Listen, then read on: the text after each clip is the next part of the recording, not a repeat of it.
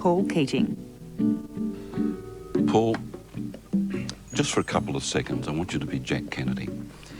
It's the day of his inauguration. He's up there on that platform, confronting I suppose, a Supreme Court judge. He's about to whack his hand on the Bible and swear his oath of office in front of the multitudes in the media. And he suddenly has a premonition, absolutely vivid and convincing, of the events in Dallas.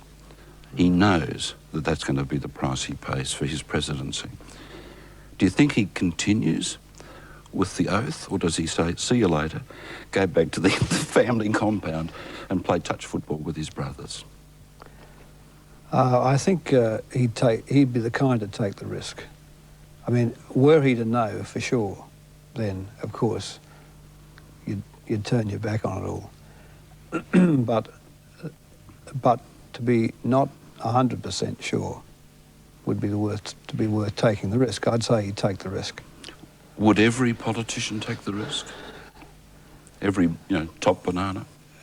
I think so, because it's the ultimate high wire business. It's the business where the whole panoply of life is available. You haven't been assassinated yet, but you've paid a very heavy price for public life. You've had 3 years now of unremitting unpleasantness. There was the election itself, losing to someone who you knew would want to rip the big pictures, your big pictures, off the national walls. Mm.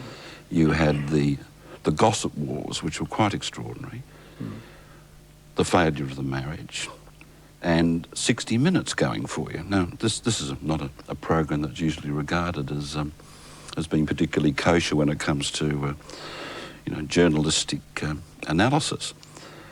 No, if you knew then at the beginning of your political career what sort of price you were going to have to pay, would you have stuck with it? Oh yeah, sure. I mean, I can put the question in reverse. Would I, after having given 27 years in fact, of my best efforts to it, would one have to wear the indignity of these things? Well, I think one shouldn't. I don't think that anyone should have to bear this sort of calumny or these detractions that I've had to bear after 26 years of effort. But nevertheless, in the end, the effort has its own worth and will remain. The country gets its advancement from these changes, and all of these attempts to diminish the changes by diminishing me, I think, will fail. What should we do with ex-leaders? Now, Hawkey put on quite an effort to get Malcolm Fraser up as Secretary-General of the Commonwealth. And I helped him, I might add. Clearly trying to establish a new tradition of treating outgoing PMs with some respect. Yeah. Now, it seems to me that, clearly in the US, even a disgraced president has his presidential library and is allowed to rehabilitate his reputation to some extent, like Nixon.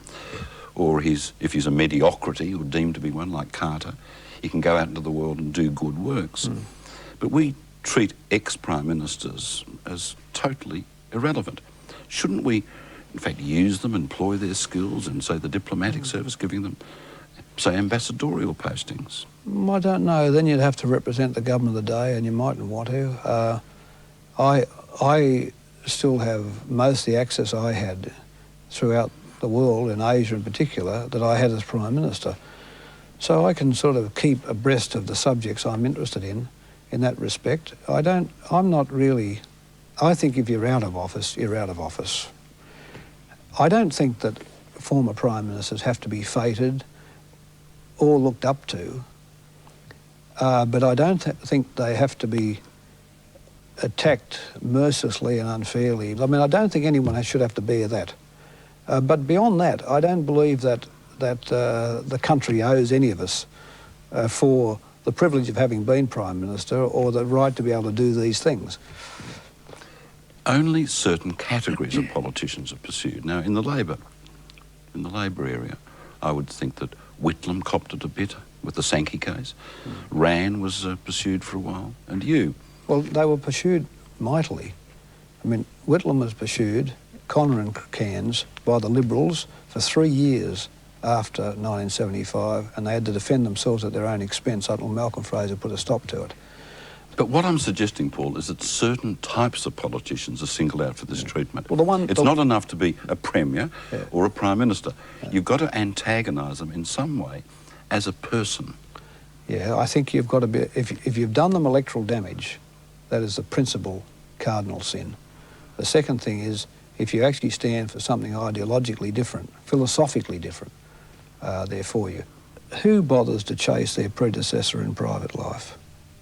Only the Liberal Party of Australia. I can't think of anywhere else where it goes on. Has the Labor Party never pursued a Liberal leader? No, yeah, they just can't be bothered. More to do, more to think about, you know.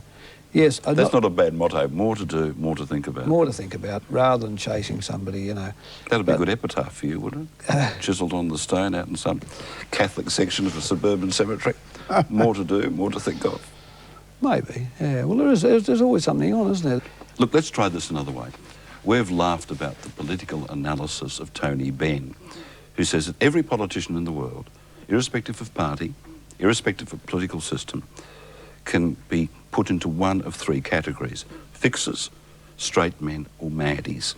Fixers, Graham Richardson, Bob Hawke. Neville Wran, I guess. Straight men, George Bush, John Major, John Cain, Bannon, etc.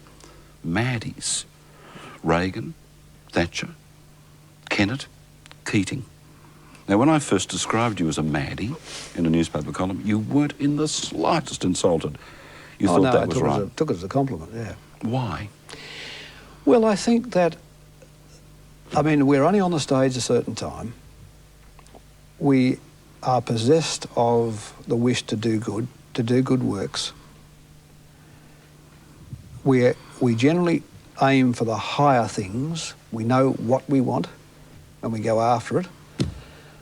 We take risks. And of course, the term Maddie, meaning that political risks are taken and political things are put to one side in pursuit of the objectives. I think that's the only way to live a political life. To live safely, what's the point of living safely? It's interesting, isn't it, that it often engenders as much affection as hostility. You look at Jeff Kennett, who again and again shoots himself in the foot, slaps himself in the face with the custard pie, but actually builds up a relationship with the electorate which overwhelms even party differences after a while. Yes, it does, and there's much to be admired about Jeffrey. But if you take Reagan as a different case in point, Reagan knew none of the questions, but he had some of the answers. Churchill, who you know was one of the people I admired, Churchill and Roosevelt, again, their focus on issues, they had big issues in their mind and they went after the big issues. They weren't particularly worried about creating a relationship with their communities. Churchill wasn't? No, I don't think Surely so. as wartime Prime Minister, that was one of his primary functions. Yes, it was, but it came out of his conviction that Hitler was a criminal. You know, and in the 30s when he was going to the House of Commons in the evening making speeches about Hitler and fingering him as a criminal and talking about the lack of preparation by Britain, and he was the brunt of the jeers of the Tory young MPs sitting in Winston's back in, let's come and have some fun while he made his speech. I mean, but in the end it was the power that, and I think that's the point, it's the convictions and the policy objectives and the conviction that matters, is not the modalities. You know, whether you slap yourself in the face with a pie or, I mean, it doesn't matter. It's about whether you mean it and you're going to go after it. There's a glass ceiling for intellectuals in politics, as the careers of Gareth Evans, Barry Jones, Michael Foot attest. The most successful politicians seem to me to be instinctive, intuitive, rather than intellectual. Would you think that that's correct? Serious. What is the meaning of it, coefficient? Do you mean it? Are you really going to sort of risk it all to get there, to get it done?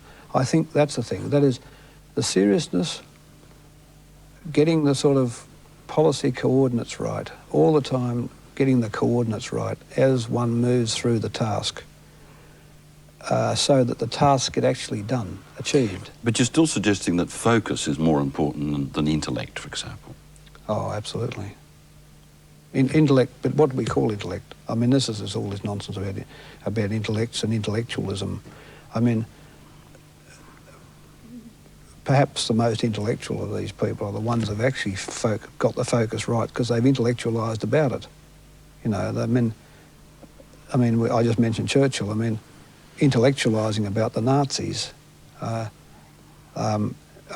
When was Churchill? Churchill was a writer and a historian. Would you say that you would rank him amongst the 30s intellectuals in Britain? No. Well, I don't think you would. No.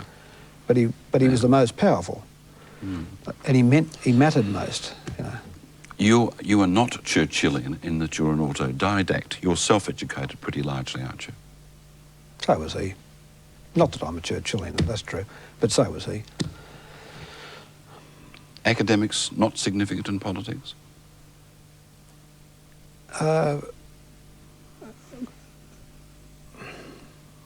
It's the best minds that are significant in politics, the truly best ones, the ones that work out, that put the wheat from the chaff, that separate the wheat from the chaff, that go to the kernel of the issue, that go to the essence, that know what the essence really is, are not confused. I want to push this because sometimes it seemed to me that you at the Lodge was a bit like Hamlet at Elsinore. You know, you are in fact politically gregarious, but you love solitude, don't you? Yeah, I do. You set yourself apart, you listen to Mahler. Is that when you did your thinking? Is Mahler on cue? Why Mahler, incidentally? Why is he so damned important? Oh, because he said... You can have a listen for a second if you like. Yeah.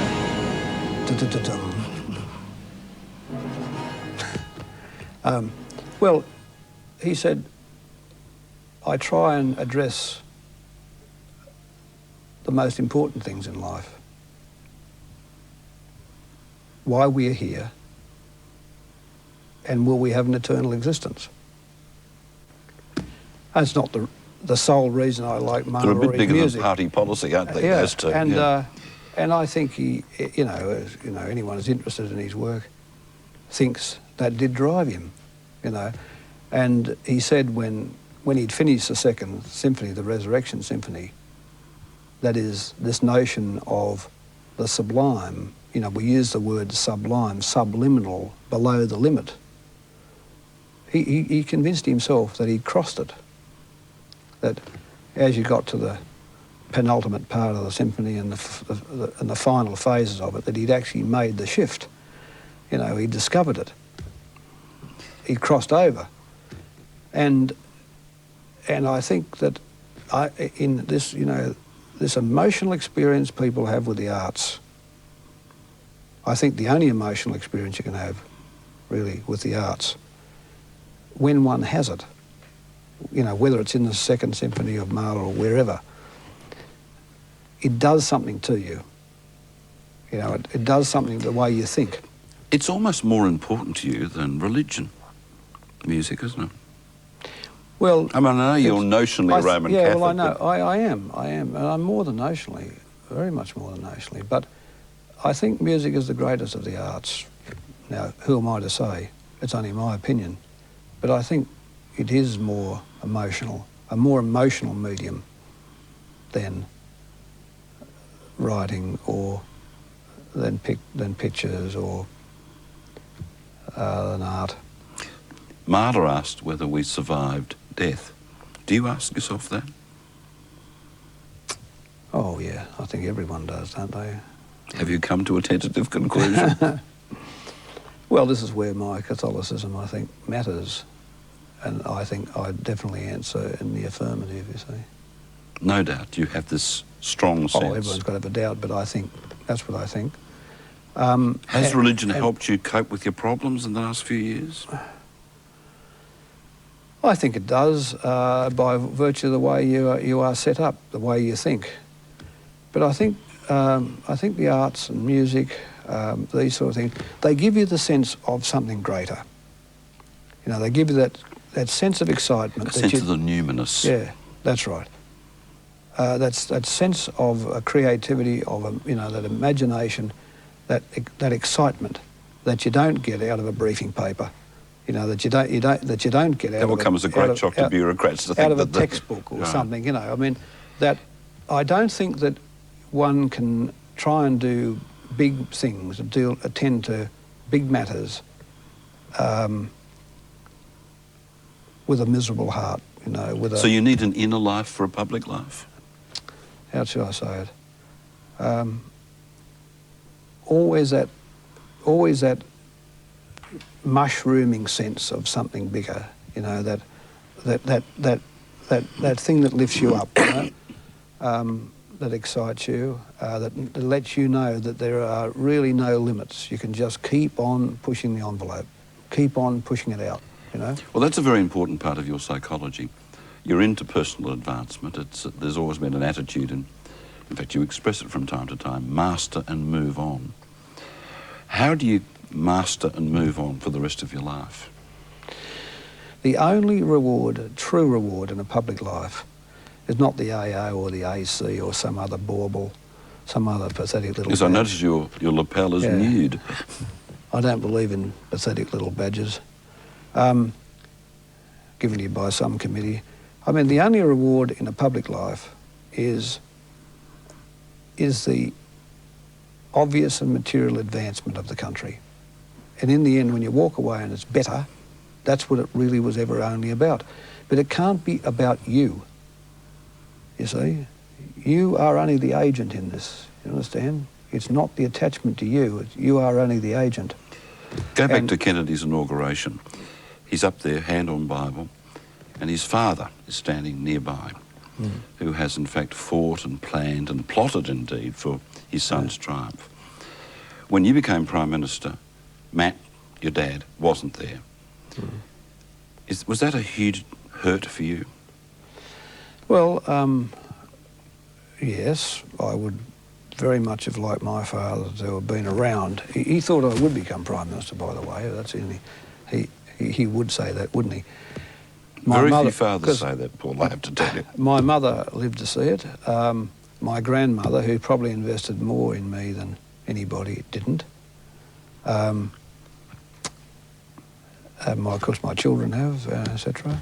But your father in particular, because I have this image of him dragging you around the streets, doing handouts, you know, of Labor Party bump for elections. He was an interesting person. He had a business, a significant heavy engineering business, and of course he was a member of the Labor Party. And it used to amuse him no end that he'd be out on the polling booth handing out Labor tickets, and some of his boilermakers and labourers would come on and say, "No, we're not taking that one, Matty." You know, they go and take the Liberal ticket, and he'd say, "Bloody fools," you know, "bloody fools," and this sort of thing. But he had a good he had a good, a fair view about the role of business and the role of labour. A very fair-minded person. The horsepower in the family came from my mother, the energy. But did the fact that Matt died young, make you want to run faster? No, it didn't, but it made me terribly sad. I was sad about it for years. I never had any pictures of him about. Mum used to say, "You haven't got a picture of him." I say, "No, I can't stand to be so sad looking at him, you know." Paul, where does your love of beauty come from? Now, first of all, that's been one of the criticisms of you, your alleged passion for the French clock. It's almost as though there's a means test applied, and Labor Party people aren't allowed to have good taste. Not that in my experience the other mob have much taste. In my experience, only Labor Party people have good taste. You know, I used to always say to them over the other side, you know, they always thought that a Victorian hoop-back chair was a bee's knees, you know. But where did the love of beauty come from? Because I've always been run by my eyes and my ears, you know, and I could never resist the look of something beautiful, you know. Principally, of course, what are the most beautiful things? Women. Then you move down after that to all the other things, the hand-me-down things. But I used to, when I was just 15 and I started work, I used to go around to Stanley Lipscomb's antique shop, and there were other devotees there. Leo Schofield used to be there. He was a window dresser at Farmers, and he'd go around there. We'd press our nose on the glass, and those days, of course, Leo had more front, but he always had more front than me, Leo. He was in there sort of, you know, managing things sort of for Stanley, and I got taught things. So the eye was receptive, but it needed guidance, you know, it needed some honing. Well, I find it, I've witnessed your performances instructing workers when you're doing up a house, and your attention to detail is, well, it verges on the fanatic. It's quite daunting. It certainly daunts them. And it interested me because the big picture man, here he is, concerned about the tiniest architectural detail. Yeah. Were you like that in politics? I mean, it reminds me of Napoleon, who, whilst he's marching on Moscow, is sending back instructions for the design of streetlights in Paris. Oh, those things, I've often done that. I've often been on an overseas trip and sort of sketching back a thing, how we want to put a cornice up or something like that, and sending this sort of thing.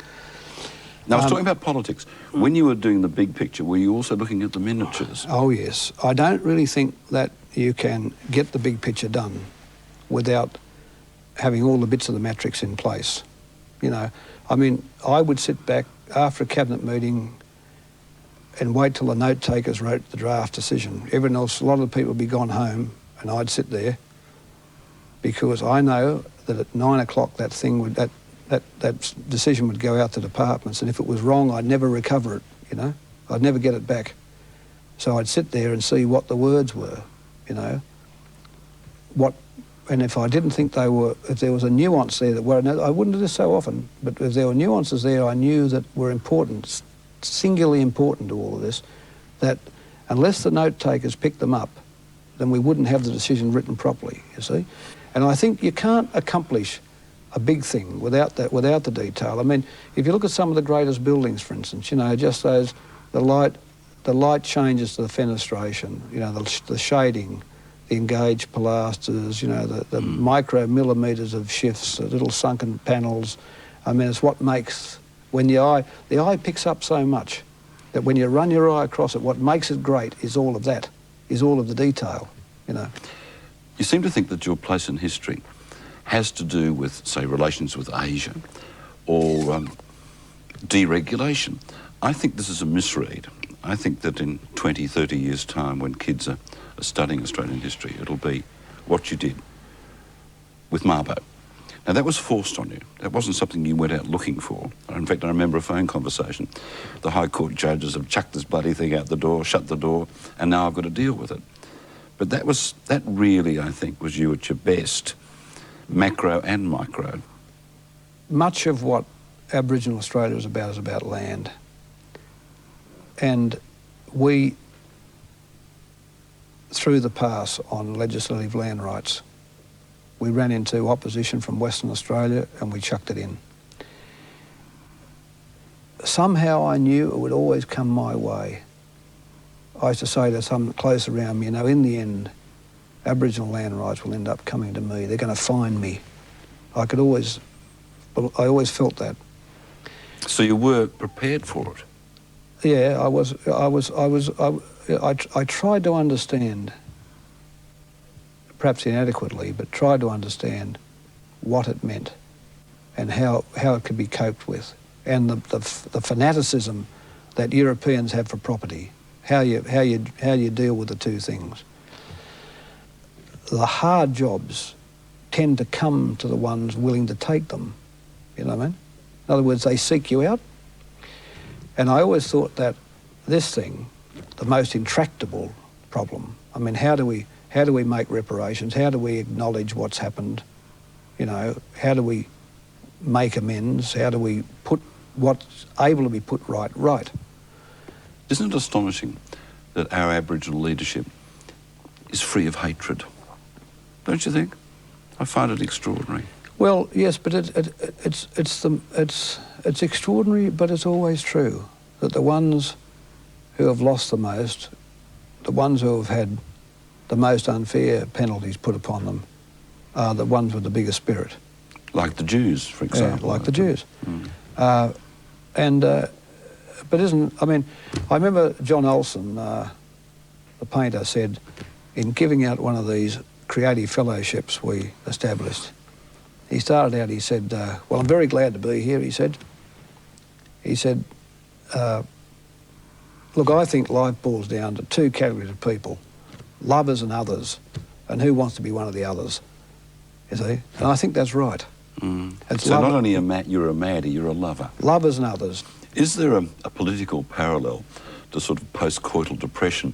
And here you are one day having sausage sizzles at Balmoral with her Madge and the Duke of Edinburgh. Or you're over at Brezhnev's funeral with Thatcher and Castro. And next minute, it's all behind you. Is that hard to take, hard to handle? Oh, yes, but we had all the way through the inner faith, you see, and the belief, and that doesn't leave you, you see. And they did too, all the ones you mentioned. For good or ill. Yeah. For good or ill. Yeah. You see, I think, and that's what it's about. I mean, what is your life going to be? Do you need some, do you need adulation in the papers? No. You know, do we want to be approved of? We all want to be approved of, yes. But do you need that sort of thing? I mean, do you need the big items? You don't. There's no doubt, though, that they are satisfying. You can do more things in a big job. Lose the job, you can do less big things. For people who do things, that is a loss. But you can't do it forever. Do friendships survive? The sort of friendships you had as trotting around the world, introducing Bill Clinton to the President of China, for example? Some do, yeah. Not many. In public life, you know, the old thing about Harry Truman said, want a friend in Washington, get a dog, you know? I didn't know he said that. Yeah. He was great at aphorisms, wasn't he? Yeah, well, and he was right. You know, you could say, want a friend in Canberra, get a dog. Yeah. I ended up with a couple of friendships, a few friendships. I'd say a dozen good ones. I still see all these interesting characters. Jurongji in China and Jiang Zemin and, you know, Go Chok Tong in Singapore or Habibie in Indonesia or even Bill. Bill's asked me in to see him a few times. I haven't gone. Bill Clinton, I mean, but... Oh, that Bill. I don't... One doesn't need to use up important people's time to feel important yourself. Not when you've got Mahler. Not when you've got Mahler. Just pull out the disc, that's right. You can climb right up there. Not as far as he went. He was in a class of his own. The rest of us is not as clever as him. Let's go and play some Mahler.